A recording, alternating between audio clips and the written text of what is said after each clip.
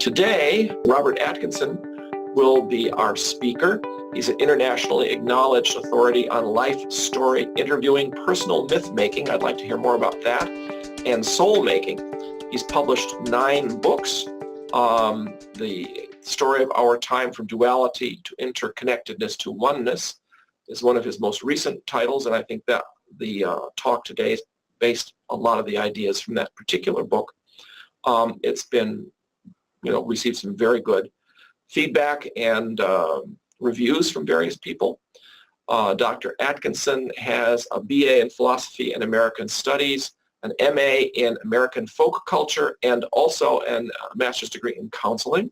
And his Ph.D. is in Cross-Cultural Human Development from the University of Pennsylvania. So, having completed the introduction, we will now switch over to Bob Atkinson, and he will give us his presentation for the day. Take it away, Bob.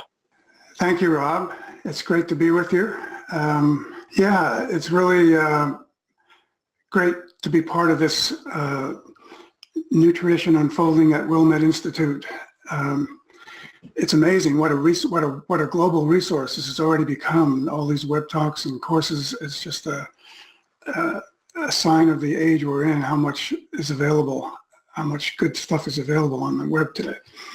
So where we're going to start from today is, let me get to that, okay. Where we're starting from with this today is knowing that we individually and collectively are on a journey in which our consciousness evolves and expands. This is one of the most important insights into understanding reality that we can have, because this right away implies and gives us great meaning, purpose, and hope. So the talk today and for the next 2 weeks after this is pretty much taken from my new book, which is really meant for a wide-ranging audience. It's designed to not only provide a missing perspective on what unifies the world's wisdom traditions, but also to add something new and unique to the somewhat popular and scholarly literature on how, why, and in what direction humanity's conscious evolution is unfolding. So I wanted to start with Rumi, because he really sees the big picture from a unifying perspective. But of course, that's what all the great mystics do. The lamps are different, but the light is the same. One matter, one energy, one light mind, endlessly emanating all things. Ground yourself, strip yourself down to loving silence. Stay there until you see you are gazing at the light with its own ageless eyes.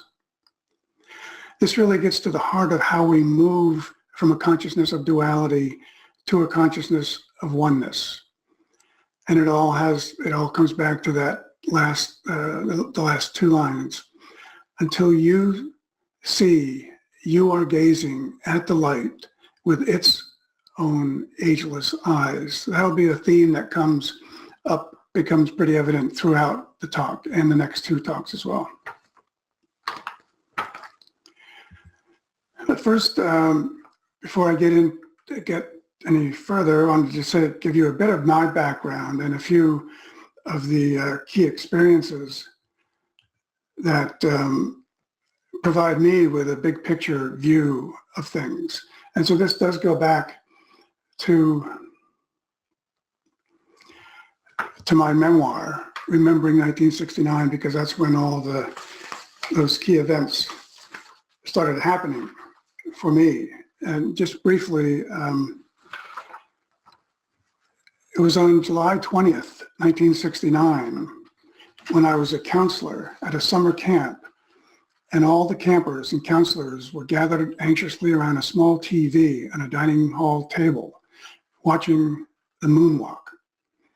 Pretty soon we saw another angle, the Earth floating peacefully through the heavens with no boundaries. This fresh glimpse of reality helped me and many others realized that all of humanity shares a common destiny. A few days later, I noticed a local headline in the local newspaper about the Hudson River sloop Clearwater arriving in Port Jefferson, which is nearby. I remembered the year before when I met Pete Seeger, and he told me about raising money to build a replica of an old cargo sloop to sail the Hudson and help clean up the river.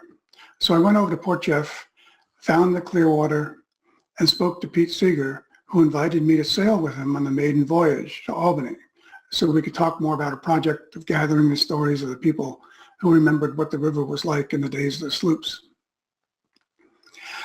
At South Street Seaport in New York a few days later, Pete Seeger stood on the stage as an eager, enthusiastic crowd surrounded him and said, "Who's going to clean up this river of ours? No polluter, no politician is going to lift a finger unless we insist on it. We're all in this environmental thing together. Everything in the world is tied together. You clean up a river, and soon you have to work on cleaning up society." So that was my first direct experience of social activism, the environmental movement, and social justice work all in one. A couple of weeks later, when the Clearwater arrived in Albany, a few of us crew members went over to the Woodstock Festival, and you're probably pretty familiar with what happened there. But it really was an experience of interconnectedness and oneness like no other, even through all the heat, rain, and mud. A few months later, after I had met Joseph Campbell at one of his Cooper Union talks, on one of my visits to his home in Greenwich Village, he gave me a signed copy of the Masks of God Creative Mythology, in which he wrote that the series confirmed for him, quote, "a thought I have long and faithfully entertained of the unity of the human race, not only in its biology, but also in its spiritual history, which has everywhere unfolded in the manner of a single symphony, with its themes irresistibly advancing to some kind of mighty climax." So for me, it became clear that the emerging frame of reference is the whole rather than any of its parts. One planet, one people seemed to be the rallying cry of our time, even in the late 60s. And around this time was also when Bucky Fuller had popularized the idea of spaceship Earth. The interesting thing about all these efforts or movements of the 1960s, including civil rights, women's rights, and so many others, is that, as Pete Seeger knew, they're all interconnected. They're all tied together. All the social and spiritual movements of our time are part of a larger, all-inclusive movement, as we'll see in this and the next two web talks coming up. So here's what we're going to talk about today, an overview of the topics. We're going to start out with a big picture perspective, and we're going to take a look at consciousness as a potentiality, then love as the underlying force of evolution, and then justice as the unifying force of creation, and finally the idea that consciousness evolves toward unity and oneness. Then we'll have some time for reflection and dialogue.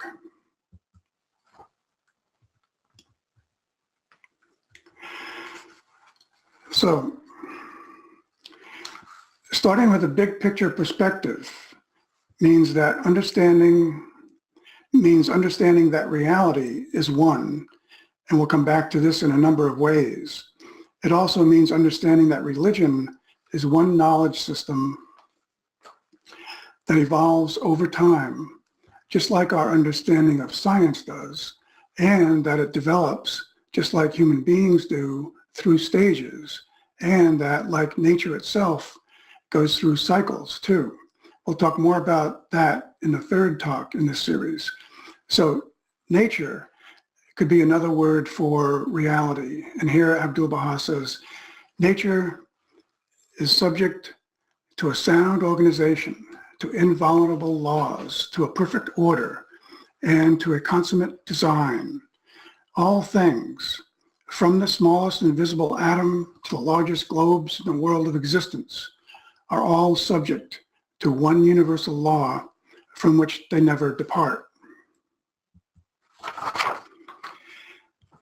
So this one universal law expresses identifiable patterns from which principles and laws are drawn. And just recently, let me go back to the last slide for a minute. And just recently, science caught up with this perennial spiritual truth in saying that the entire universe obeys the same fundamental laws of nature. So this perfect order of nature creates observable patterns such as cycles of birth, growth, maturity, decline, and renewal, like the cycle of the seasons and the rise and fall of civilizations that lead to the discovery of principles and natural laws, both physical and spiritual, because they are mirror reflections of the same reality. The most important of all these cycles may be the cycle of spiritual epochs. So this is a way not only of understanding humanity's conscious evolution, but also of understanding religion as an evolving system of knowledge. Spiritual epochs have clearly punctuated humanity's conscious evolution. And the founders of the world's major religions have each in their own time not only impacted the world, but also changed the course of life over the last 4,000 years by bringing about a leap of consciousness with each new epoch they have initiated. So I'm going to take just a couple of minutes to touch on some of the highlights of each of these spiritual epochs. In prehistory, there was the indigenous traditions era on all continents, each with their own spiritual teachers, including shamans and other intermediaries between the two worlds. Tribal histories have preserved those names, and these teachings focus on harmony, balance, and oneness with all creation. Then the Hebrew-Judaic era began in Ur with Abraham establishing a covenant with and a belief in the oneness of God, and later the revelation of Moses with the Torah and the Ten Commandments focused on justice, moral conduct, service, and oneness of the family and tribe. The Vedic Hindu era in India had many spiritual teachers and compiled beliefs, practices, and deities, like in the Rig Veda, representing cosmic order.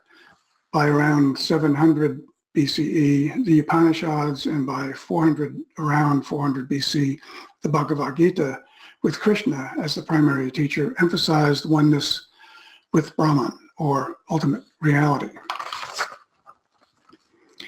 In the Zoroastrian era in Persia, with the teachings of Zoroaster in the Avesta, brought a new level of spiritual discipline, ethical consciousness, and justice as the basis for a great new civilization. The Buddhist era, also in India, with the teachings of Siddhartha Gautama, or the Buddha, in the Dhammapada, emphasizing that treading the Noble Eightfold Path advanced humanity's understanding of liberating principles, mindfulness, compassion, ethical principles, and service to others. The Christian era in Galilee, with the teachings of Jesus in the Gospels, including the Sermon on the Mount, exemplified God's love for all, served to promote unity and oneness on the prevailing social level of the city-state. And the Islamic era in Mecca, with the teachings of Muhammad in the Quran, focused on the submission to the will of God, conveyed a universality in accepting the previous Abrahamic prophets, and released a spiritual impulse that unified scattered tribal and desert peoples into a thriving Islamic national empire. And then with the Baha'i era in the 1850s in Iran, the teachings of Baha'u'llah in over 100 sacred texts release spiritual energies into the world designed to establish the spiritual principle of the oneness of humanity, with its supporting principles, the equality of women and men, the elimination of extremes of poverty and wealth, the elimination of all forms of prejudice, and other principles which are necessary for bringing about social justice, oneness, and peace on a global scale.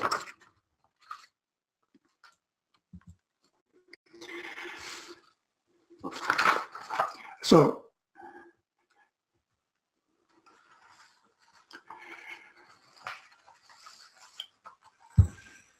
that is one way of getting a little better understanding that evolution in all realms is tied together, including in the realm of religion. As Abdu'l-Baha says here, just as the solar cycle has its 4 seasons, the cycle of the sun of reality has its distinct and successive periods. Each brings its springtime. When the sun of reality returns to quicken the world of mankind, a divine bounty descends from the heaven of generosity with new life. Minds are developed, aspirations become spiritual. It is the springtime of the inner world.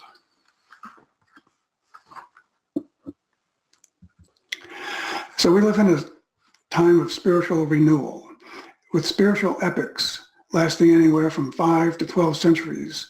We are only a century and 3/4 into the Baha'i era and have already seen a leap of consciousness from the previous norm of nation building to the new vision of an emerging global community. The spiritual energies of the Baha'i era are still in their early days, just beginning to blossom, changing this world into another world.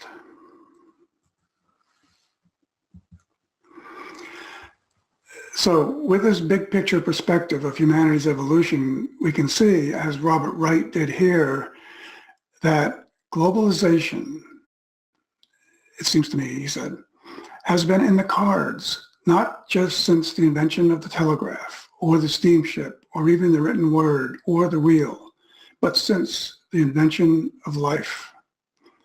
That's a pretty incredible concept or insight that Robert Wright was able to come up with from pretty much a research and scholarly perspective. And there's a lot implied in there, of course, concepts like teleology or a sense of purpose to the creation, which, as we know, makes a great deal of sense. So also from this big picture perspective, we can take a look at our entire cultural, spiritual, and conscious evolution and see that it has taken a 3-step process. The first step was our inherent consciousness of oneness. This is because the earliest indigenous communities were inherently unified by virtue of their common traditions, beliefs, and need to sustain their way of life. They lived with a consciousness of their oneness, as well as the oneness of all things around them. Indigenous peoples intrinsically know they are an integral part of the natural world around them. They intentionally live in union with this natural order. The second step is our adopted consciousness of duality. As societies became more complex, moved around, and came in contact with other societies, differences arose, their beliefs, values, and worldviews came into conflict, and struggle became the norm. The introduction of chaos, separation, and discord initiated a very long and painful period that eventually transformed our thinking into a pervasive consciousness of duality that has played out over many centuries, even millennia. And we're coming closer to the third step, which is our intended consciousness of oneness. Out of necessity for our collective survival, we are now in the midst of a slow but inevitable process of reclaiming our consciousness of oneness. We are already witnessing signs of a global economy, a global consciousness, and a sense of world citizenship, which are all the natural outcomes of where the realization of our interdependency as one human family has been leading us to an implementation of unity and diversity on its largest scale.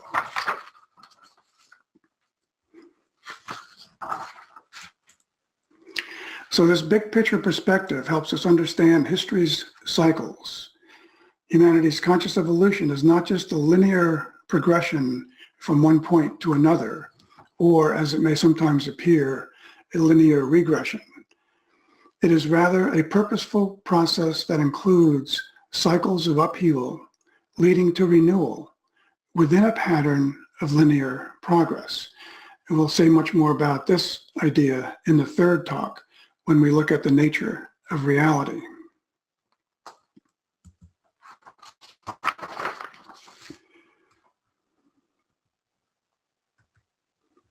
So,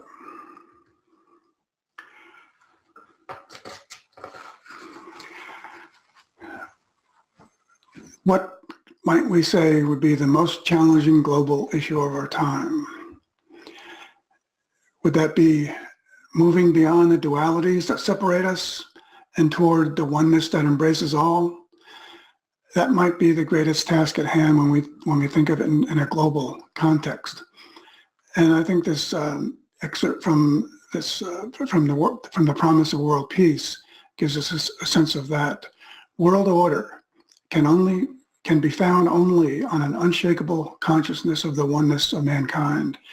Recognition of this truth requires the abandonment of prejudice of every kind: race, class, color, creed, nation, sex, degree of material civilization, everything which enables people to consider themselves superior to others. So the establishment of world order and the principle of the oneness of humanity takes in all the other challenging issues of our time.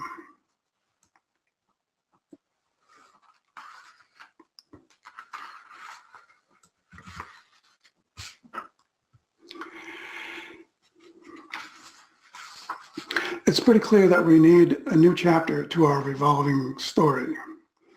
And we have one in the revelation of Baha'u'llah.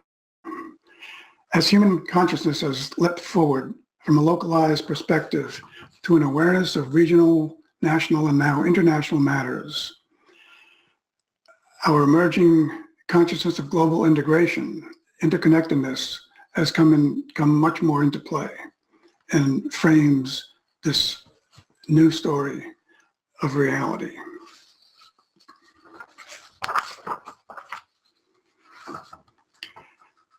The good news is that there are underlying principles that frame and guide our evolutionary leap and help us better understand the nature of evolution, find answers to the perplexing issues of our time, and become the framework for our evolving story, and also that give us hope for the future. A principle-centered approach, acknowledging our wholeness and interconnectedness, is essential to recognizing the new chapter in our evolving story. So these what I'm calling the 7 unifying principles of our time, frame the book, the story of our time, and really are taken from the world's wisdom traditions. And in each of these cases of the 7 principles that I've identified here, I'm providing just one quote from the Baha'i writings that in one way or another kind of supports or explains the principle. So we start off with the first one. Consciousness is a potentiality set in motion by an organic process. Now more than ever, the independent investigation of reality will unleash our full potential. And I think this is evident in Abdu'l-Baha's statement. We must investigate reality in order that by its light, the clouds and darkness may be dispelled. If the nations of the world investigate reality, they will agree and become united. The second principle, love is the underlying force of evolution. Love is the unifying force meant to evolve personal and collective potential to its highest degree. And the writings of all sacred traditions are filled with the role and place of love in our spiritual development. This is just one of those from Abdu'l-Baha. Love is the Holy Spirit's eternal breath, the vital bond inherent in the realities of things, the living link that uniteth God with man, the most great law, the supreme magnetic force that directeth the movements of the spheres. Principle 3, justice maintains the inherent balance of life. Equitable and just relationships on all levels evolve with the increase of social complexity over time. As Baha'u'llah has written, justice is the standard bearer of love and bounty. No radiance can compare with that of justice. So these first three principles are the ones we're going to continue to look at in today's talk. And the fourth through the seventh principles will be the ones that we come back to in the second and the third talks in the next 2 weeks. Principle 4, opposition is a catalyst for transformation. Opposing forces are necessary for growth, progress, and evolution, and exist to take us beyond their duality to a deeper unity. There are also many writings, sacred writings in the wisdom traditions of the world that support this. This is one from Baha'u'llah. Know ye that trials and tribulations have from time immemorial been the lot of the chosen ones of God and his beloved. This principle 4 is going to be the topic of the second talk next week. Principle 5, reality is one and global harmony is inevitable. World peace is a promise waiting to be fulfilled. How we get there is up to us to determine. From Abdu'l-Baha, reality is one, and when found, it will unify all mankind. Principle 6, revelation is continuous and progressive. The release of spiritual energies always have been and will be the inspiration for the evolution of civilization. From Abdu'l-Baha, the organization of God is one, the evolution of existence is one, the divine system is one. And principle 7, consciousness evolves toward wholeness and unity. Consciousness, science and religion, as two knowledge systems within the same whole, cannot be in opposition to one another. And from Abdu'l-Baha, this endless universe is like the human body. All its parts are connected one with another and are linked together in the utmost perfection.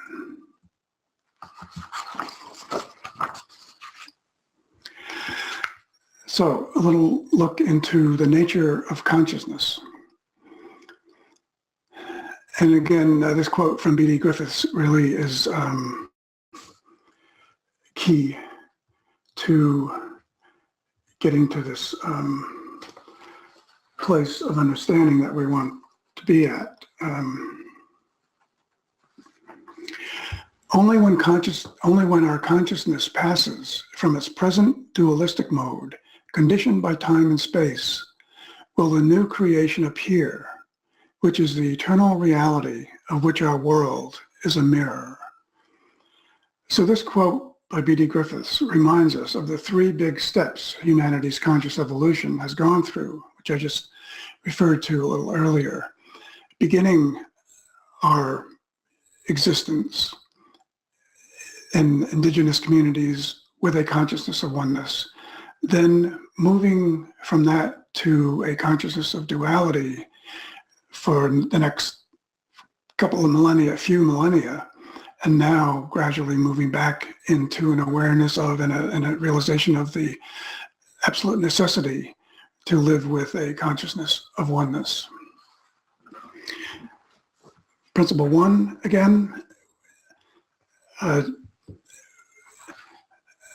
This is about our evolving consciousness being designed to unfold by degrees and stages, ever transcending its own seeming limits. Yet the fulfillment of consciousness is not guaranteed. Its potentiality is wholly dependent upon the initiative we take to actively investigate reality.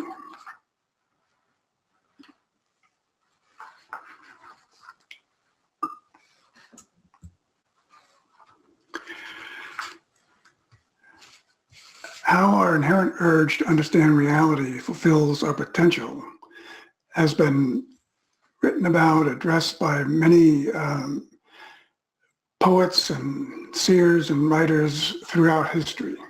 This is one example from Walt Whitman. Afoot and lighthearted, I take to the open road, healthy, free, the world before me, a long brown path leading wherever I choose.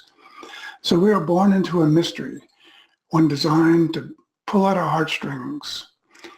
As Elizabeth Gilbert, the author of the popular Eat, Pray, Love, puts it, perhaps somewhere within us is the itch, the mad and relentless urge to want to understand the workings of existence.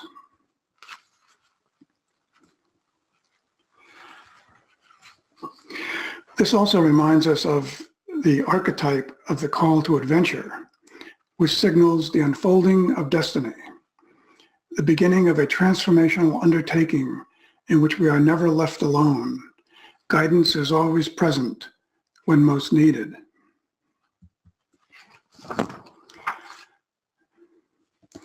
So living within the world of dualities creates opposing forces in our lives, every moment of our lives, causing us to develop multiple identities and to be pulled in multiple directions.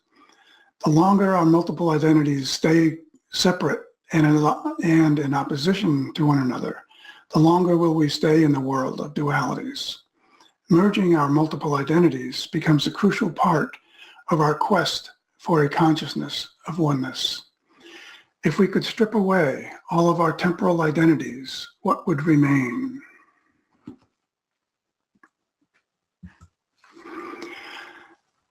The multiple identities we have become so familiar with, ethnicity, nationality, religion, gender, class, sexual orientation, and so on, are actually components of a greater wholeness within which we can regain our consciousness of oneness. Our physical, genetic, social, and psychological identities are who we are, but only for the limited time we are on this earth. If we took a more far-sighted view, what remains after we continue our eternal journey is our soul. Our true nature, our lasting identity, does not change. Taking on this holistic, unified identity tells us who we are in both the temporal and eternal realms.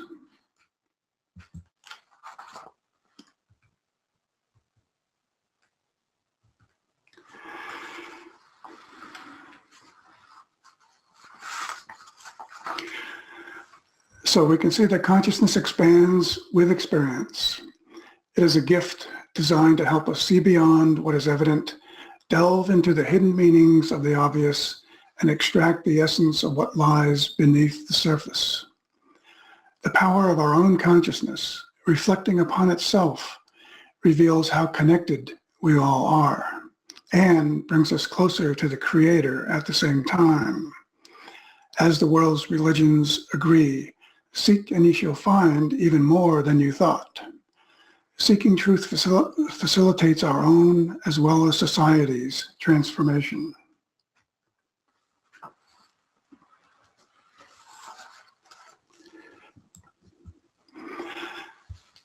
Principle 2, coming back to that, and again from Rumi, all because of love. When it arrived, my temporal life from then on changed to eternal.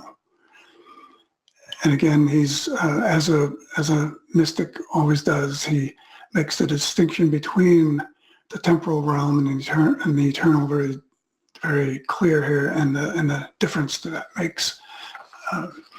So the direction of evolution's arrow has given life a trajectory that builds complex systems of cooperation and harmony out of simple and random interactions. Supporting this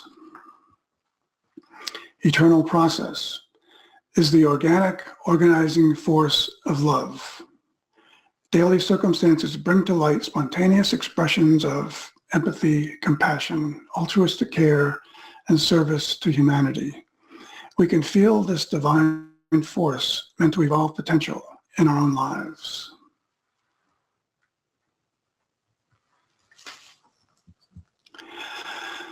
Love is the most powerful, attractive force in the universe. Love binds together all the natural elements. Love is the magnetic force that directs the movement of the planets. And we are made for transcending the illusion of separation. In fact, we're hardwired to connect, cooperate, and be empathic. Our greatest act in this world is to express love, compassion, caring, and charity in all things we do. All we have to do is bring to the surface what has been buried within us to fulfill our potential.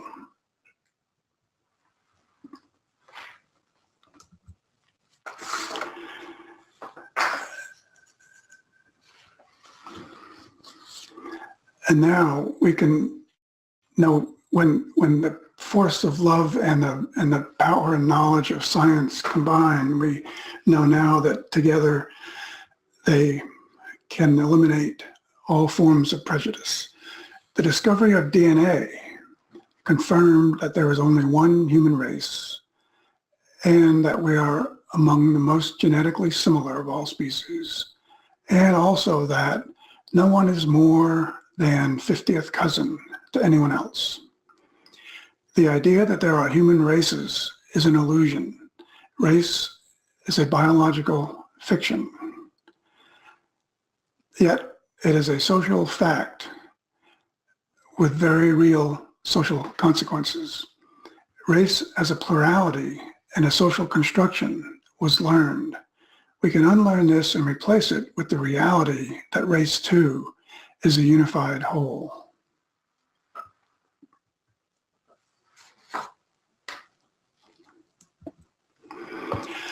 And this quote from Baha'u'llah is so important, such a key to moving from a consciousness of duality to a consciousness of oneness.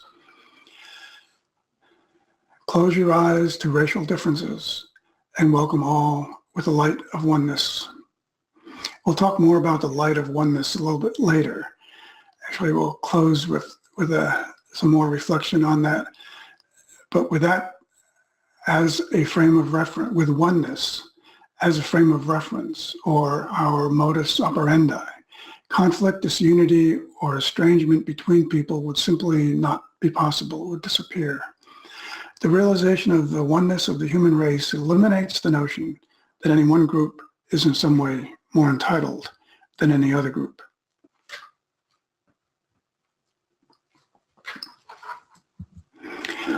So we can see love as a transformative power. Mystics and saints have long known that love is the highest truth, that the universe comes from love, and that the universe is sustained by love. The power of love unveils the illusion of the physical world and takes us to the world of spiritual wonderment. As Abdu'l-Baha says here, love is the living link that unites God with humanity, the supreme magnetic force that directs the movements of the spheres in the celestial realms.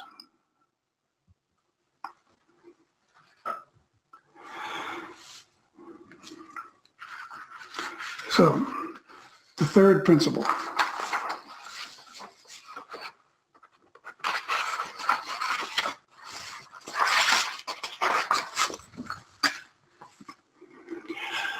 Here's another pretty interesting insight from Robert Wright.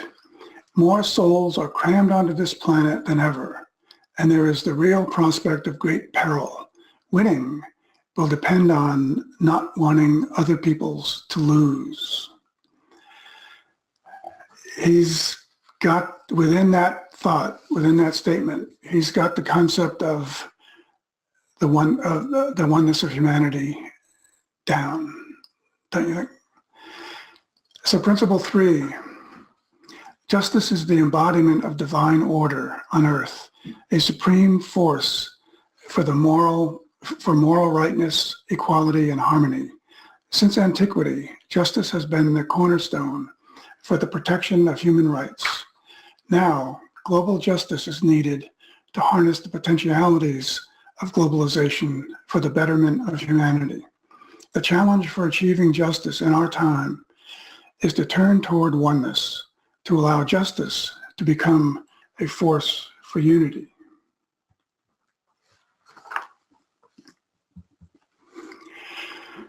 Cultural growth has always been toward oneness, as is evident in this traditional Lakota belief of we are all related.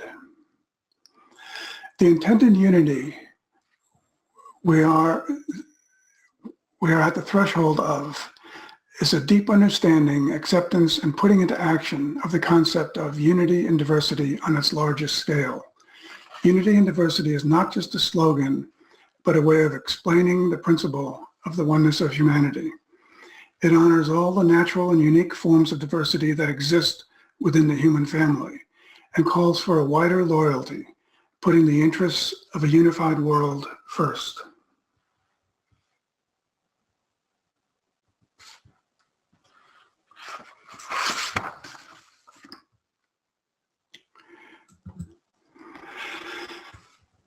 So we really need to be able to see justice as the cornerstone for building a culture of oneness. As Shoghi Effendi says, a world growing to maturity must recognize the oneness and wholeness of human relationships and establish once and for all the machinery that can best incarnate this fundamental principle of its life. So we are now in the midst of the slow but inevitable process of reclaiming our consciousness of oneness. This transformation is evident in notions such as global consciousness, global economy, and world citizenship. These are the natural outcomes of our evolutionary process. Living with the realization of our interdependency as one human community with one common heritage and destiny is the only sustainable worldview left to embrace. And a system of global justice is a most needed building block.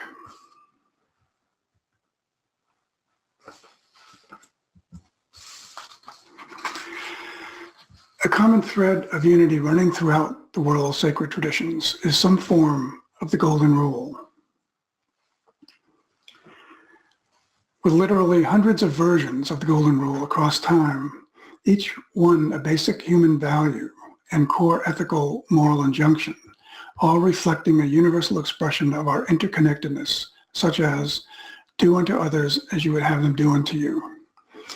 It is not clear until the most recent spiritual epoch, the Baha'i era, however, what the real context of the Golden Rule is.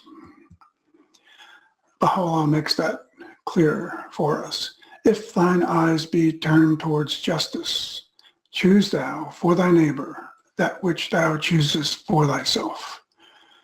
So the Golden Rule becomes justice in action, a sign of compassion in the world, finding its fulfillment in a standard of unconditional love. It is the foundation and framework for a principle of justice that evolves as social actions become more complex and the basis for a system of global justice.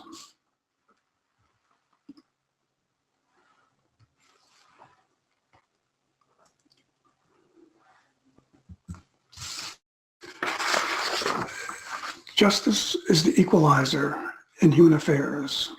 It can moderate the extremes of wealth and poverty, create equality between women and men, remove the hurdles of national rivalries, prejudice, religious strife, economic barriers, and class distinctions. Without justice, none of those would be possible. This would require nothing less than the transformation of society and this is the most needed form of community building in our time. Also required is the fundamental change of consciousness, which would include the wholehearted embrace of the principle of the oneness of humanity, laying aside self-interest, serving the common good, and contributing to the advancement of oppressed peoples.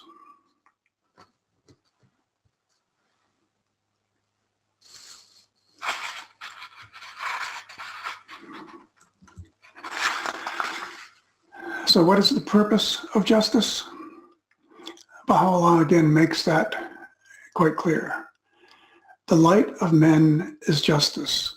Quench it not with the contrary winds of oppression and tyranny. Justice is a powerful force. It is the standard bearer of love and bounty. The purpose of justice is the appearance of unity among men. So justice is the unifying force expressed in every dimension of reality. This is the promise of justice, the wholeness and unity that evolution has been leading us toward. As our circles of unity widen, the effects of justice deepen.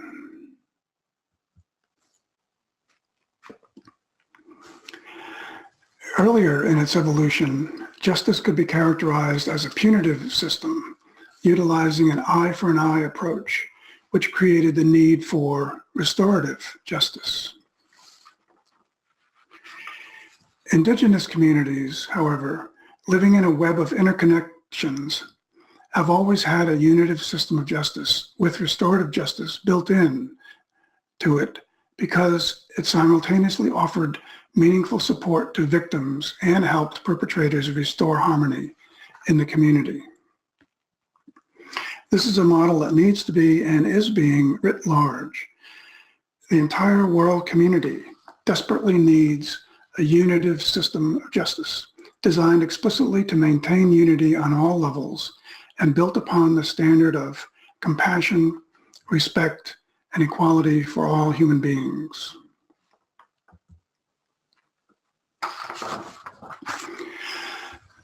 So a universal system of global justice is required that includes the built-in ability to restore harmony by seeing through the eye of oneness and shifting our consciousness to see the whole first. Love and justice combined means unity right away, rather than needing more energy later to restore another injustice. An inclusive system of unitive justice is necessary for our very survival.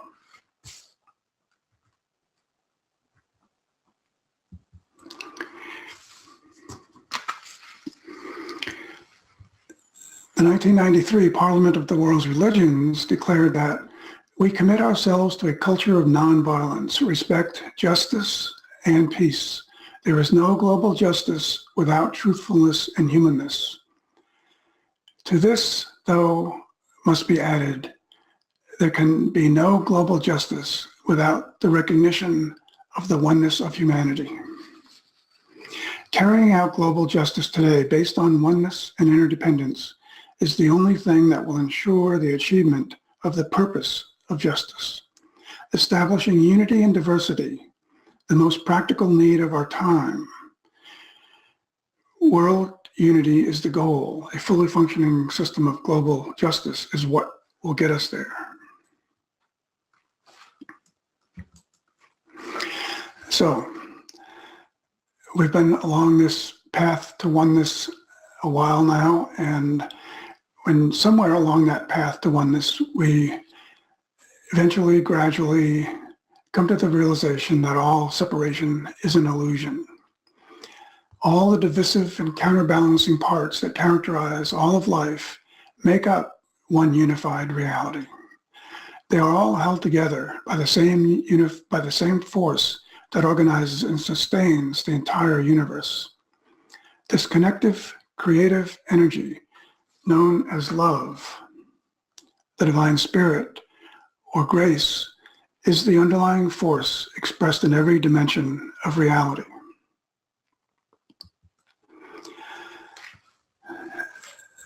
And as we take a big picture view of humanity's history, we come also to the understanding that each divine revelation has moved us closer to the oneness that is possible now in our time.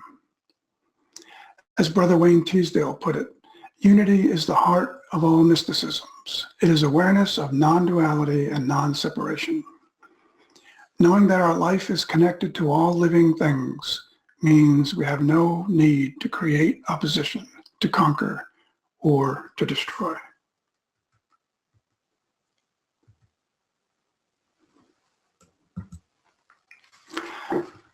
Going back to where we started, as one universal law governs all, the multitude of ways of seeing the universe eventually come together in one reality, one organic whole. As we approach fulfilling our potential individually and collectively, we witness a divine in everything, the wholeness and unity beyond all boundaries, and the veils of illusion burn away as a single glance reveals one creation.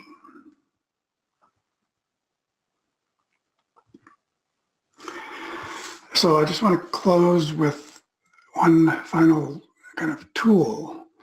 And if you really want to make the shift from consciousness of duality to a consciousness of oneness, it's going to take a lot of work, some kind of regular practice, a regular spiritual practice, whether it's prayer, meditation, or yoga, or whatever it might be. When you get right down to it, all spiritual practice is some form of remembrance, remembering where we came from, remembering why we are here, remembering where we are going. At the heart of all remembrance is remembering that reality is one, that all of creation is a huge oneness. So I've come up with something that we can add to what we're already doing, what I call the Oneness Pledge. This can become like a mantra that we repeat regularly as often as needed to gradually shift our consciousness to that state and perspective of oneness. And then we can strive to keep it there. In all my thoughts and actions, I pledge to look on all things with the eye of oneness. If anyone is familiar with where that second part of this pledge comes from, let us know in write us a comment in the way you can on the web talk form. So that's about it. I think we have, hope we have time for some reflection and discussion, dialogue. Maybe we can turn this into one of those meaningful conversations that are so important right now. I hope so. Thanks, Bob. This was a fascinating presentation, and I think it's sometimes very abstract for people to hear things at the level of principles with quotations. And so I would hope perhaps one of the parts of the discussion also could be figuring out how it applies also. I don't know if that's particularly useful or helpful, but that's certainly something I would like to see happen. It seems to me what we're talking about is a change of global culture. I guess that would be one way of putting it, using these principles. Is that sort of what you would say? How would you describe the big picture goal? Definitely, it is both at the same time, an individual and a global process, kind of in harmony and in sync with each other. And you're totally right about figuring ways, practical ways that we can apply not only the principles themselves, but also the quotes that sort of support any of the principles. Of course, we've had this as a challenge all along, turning the abstract into the practical and the applicable. And so that really is an important next step, kind of way to think about that. Yeah, for sure.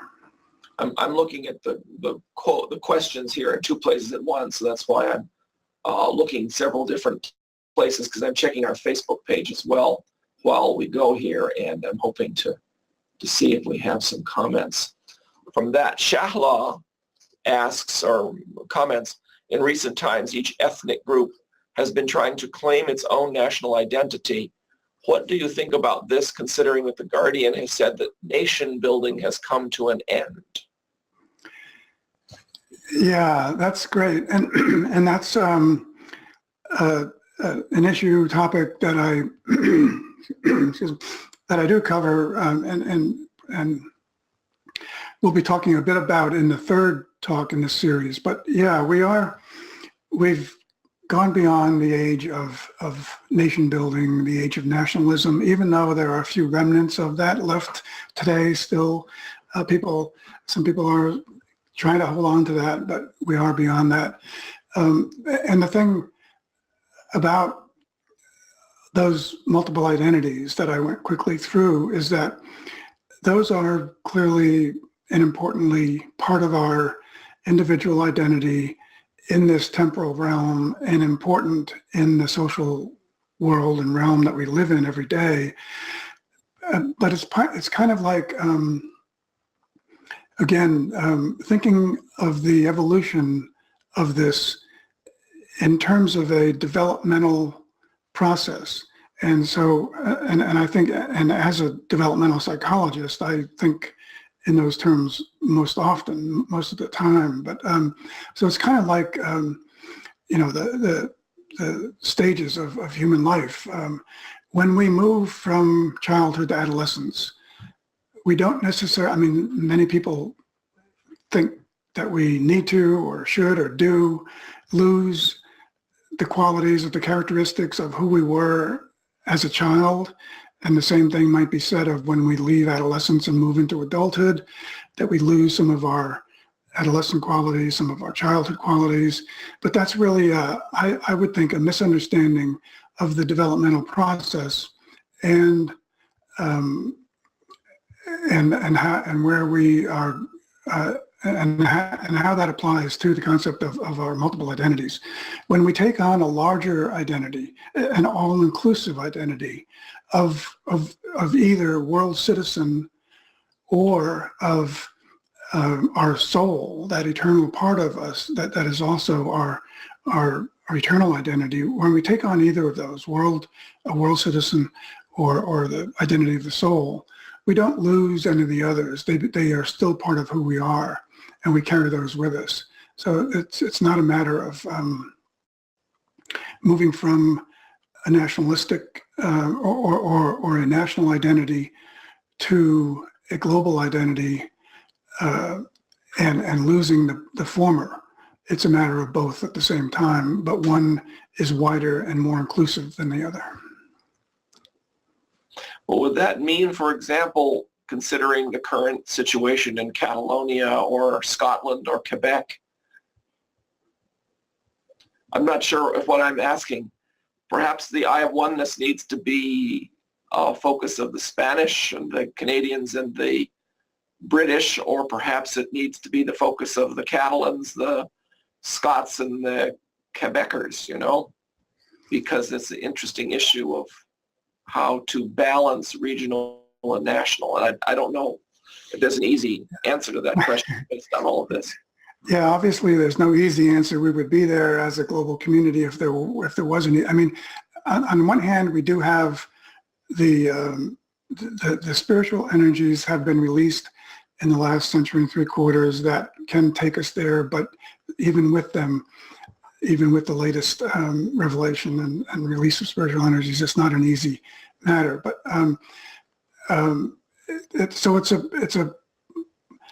it's a matter of, again, it comes back to the level of principle. It's a matter of, in order to avoid those dualities, those dualities getting in the way of anything, any progress or any interactions, we need to be able to see beyond those dualities, and in doing so, see the whole that they are a part of. So whether it's the Scots and English, or whatever set of national identities you want to look at, it's a matter of seeing that it really is a matter of both and the whole, both parts and the whole as a whole, and not one or the other. Somehow applying the principle of the oneness of humanity that is designed to make it, when it is applied and applicable, that's designed, that principle of the oneness of humanity is meant to make it easier for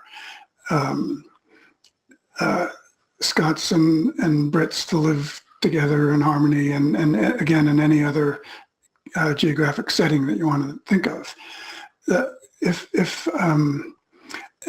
So again, it goes back to the Oneness Pledge. If we can see with the eye of oneness, we have a better sense of what really is going on, and seeing with the eye of oneness is again, I think I may have mentioned this, it's about being able to see with or through the eye of God, and what's intended on a divine level or scale of things. So again, it's the challenge. One of the challenges in reaching and applying the principle of the oneness of humanity is going to be the degree to which all of us individually are able to see with the eye of oneness.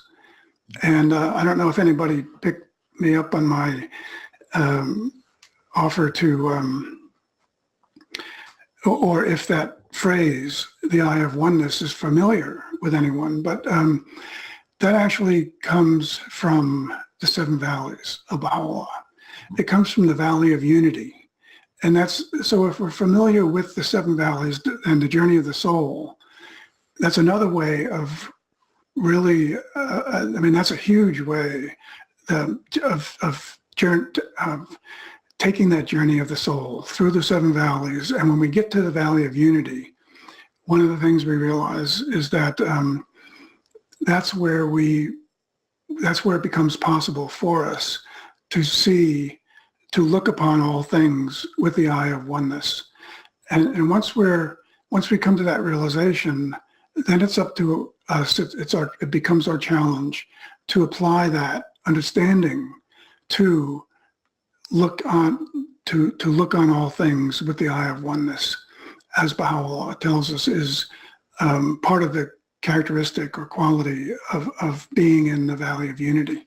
And then from there on, the remaining three valleys after the Valley of Unity are meant to, are really designed to help us stay in that consciousness of oneness, even though we're living in the world of duality at the same time.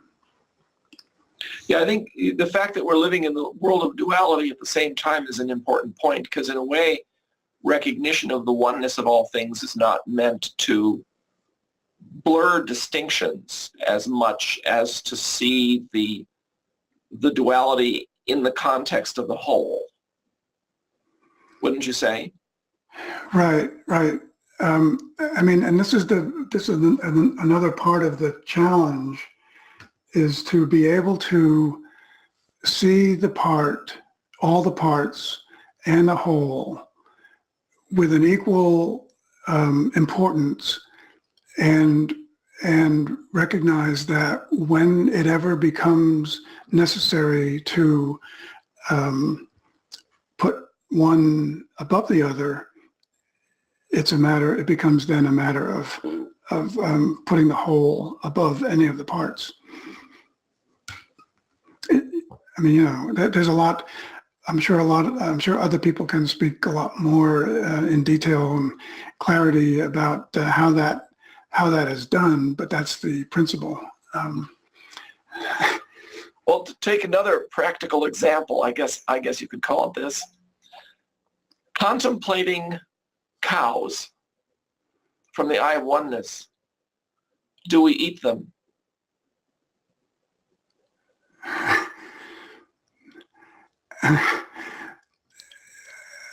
Is that your question? The ethical issue. Well, yeah, definitely. About the application of the oneness, the eye of oneness to solve ethical, right?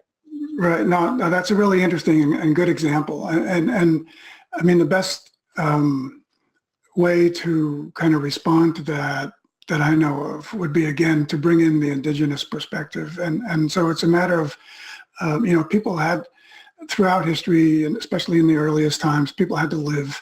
They had to, and when they did live from wildlife or anything like that, even fish from the sea, it was always with a elevated sense of reverence for all created things.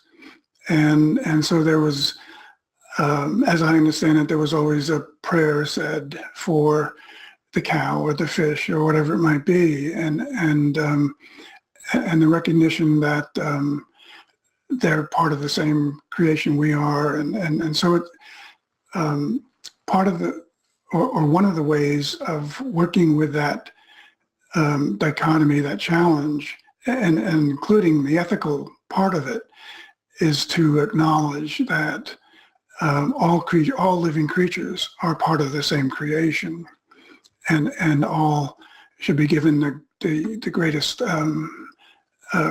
respect and reverence. That's a very good point. I think that's a good answer.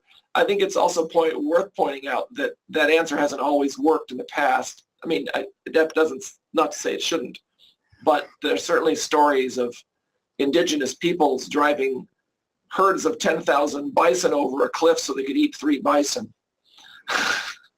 But they didn't have to worry about running out of bison because there were 10 million of them. Right. Well, I guess nowadays we can worry about running out of bison.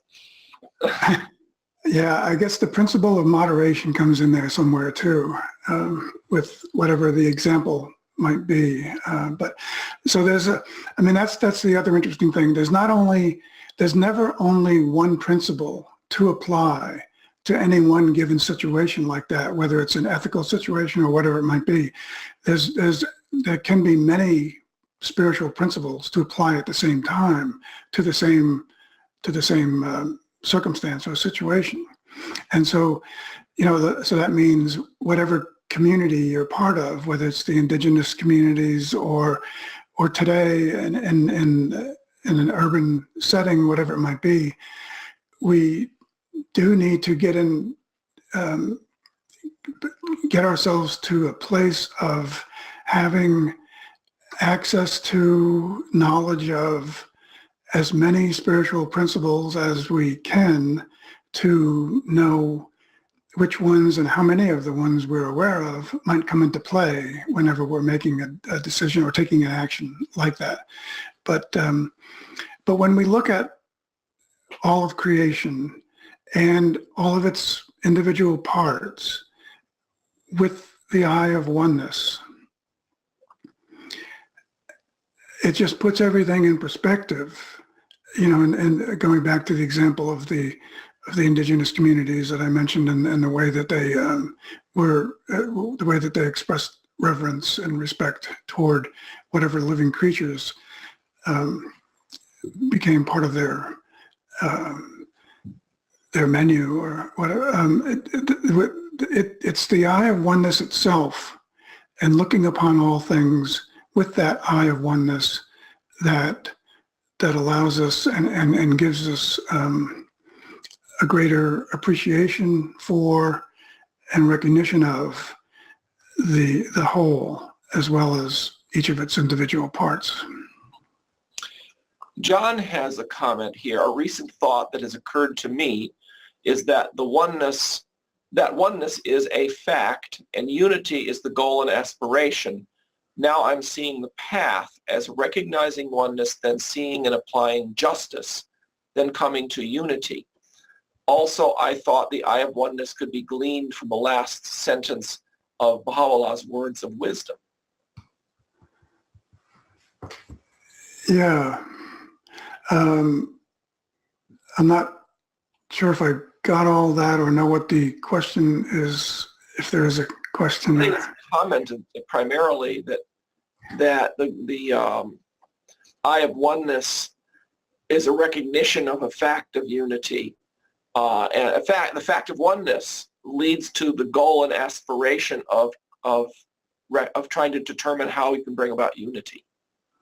Yeah, yeah, and that's very true. And oneness and unity are the same thing. I mean, just think of it in terms of, think of oneness and unity in terms of the human race. One of the, you know, the primary overarching principle is the oneness of humanity. That could also be phrased as the unity of humanity, or unity and diversity of humanity. So yeah, those two terms are very similar and can be interchangeable, really. Let's see, Perjaya commented about how Abdu'l Baha'u'llah's not kind to eat animals, and many indigenous people honored nature in their sacred ways before the Baha'i era, and we're progressing further into this new era and continuing to recognize the necessity of the light of this age. Just her take on it. She also was asking when we'd have this up on YouTube, and the answer is probably, certainly within 24 hours we'll have it all up on YouTube. Some people, I guess, lost their video at one point. She did at one point, so she was able to get it back later. So that was that question. Seems to me that the light of oneness is also a very important perspective for justice. And turning back to this whole question of driving 10,000 bison over the cliff, if you've got to feed your kids, there's the justice to the kids to keep in mind too. If you don't have an easier way to make sure you can feed them in an era where you don't have the technology to just kill a few of them easily.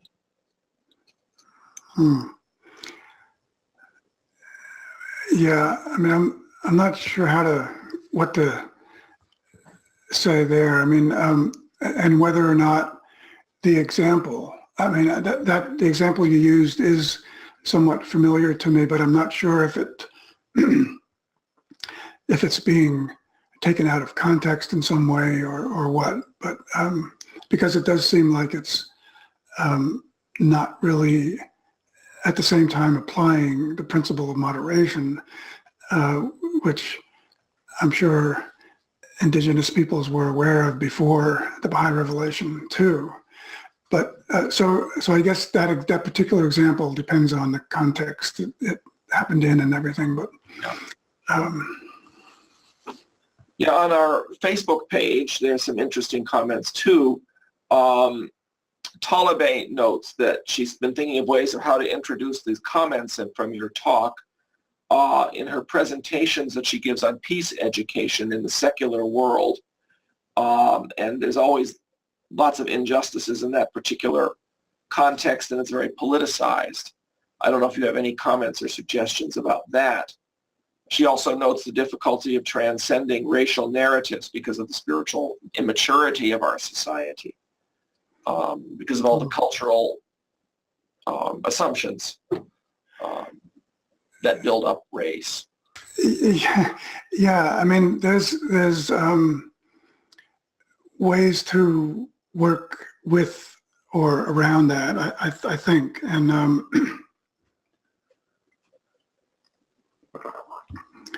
so one way might be, rather than jump right in with the deep mystical concept, like the light of oneness or the eye of oneness, it might be a little